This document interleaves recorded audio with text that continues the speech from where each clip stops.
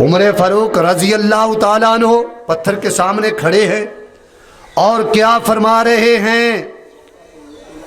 کہہ رہے ہیں اے پتھر، اے حجر اسود، مجھے معلوم ہے تو ایک پتھر ہے، نہ تو کسی کو نفع پہنچا سکتا ہے نہ نقصان، بلکہ نفع اور نقصان صرف اور صرف اللہ کے ہاتھ میں ہے۔ یہ حجر اسود ہے، یہ پتھر ہے۔ دیکھیے، اور فرمایا کہ میں تجھے صرف اس لیے بوسہ دیتا ہوں کہ میں نے دیکھا ہے میرے محبوب کائنات تمہیں بوسہ دیتے تھے،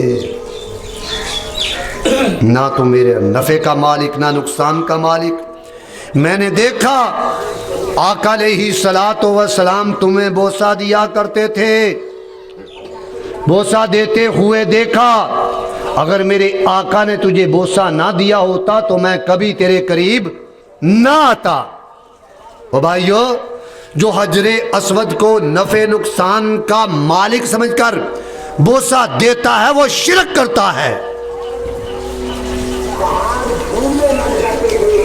اور جو سنتے مصطفیٰ سمجھ کر بوسہ دیتا ہے اللہ گناہوں کو معاف فرماتا ہے۔